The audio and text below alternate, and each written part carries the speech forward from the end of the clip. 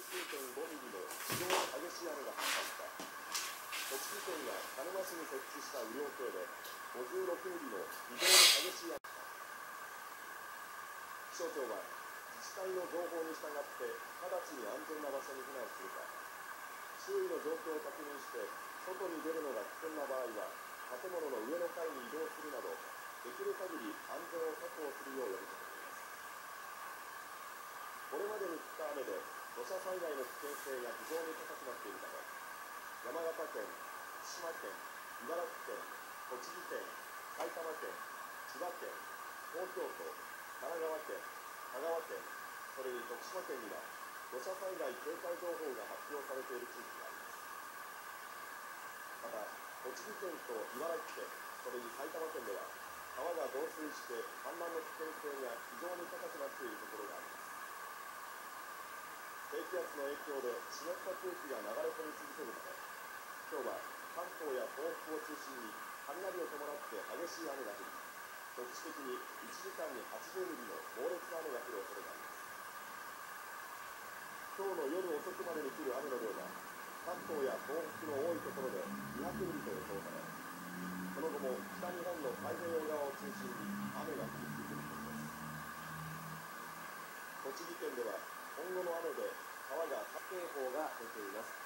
少しでも危険を感じましたら身を守る、命を守る行動を心がけてください。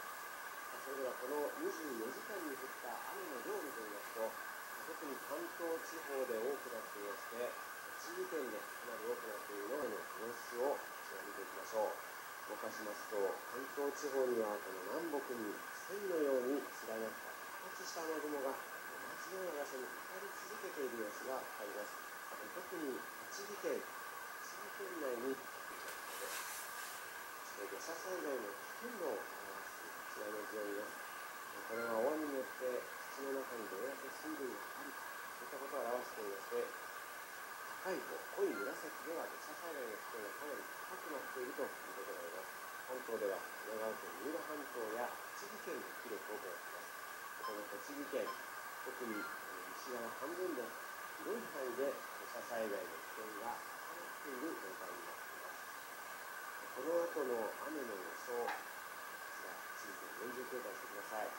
雨の予想、午前2時から動かします。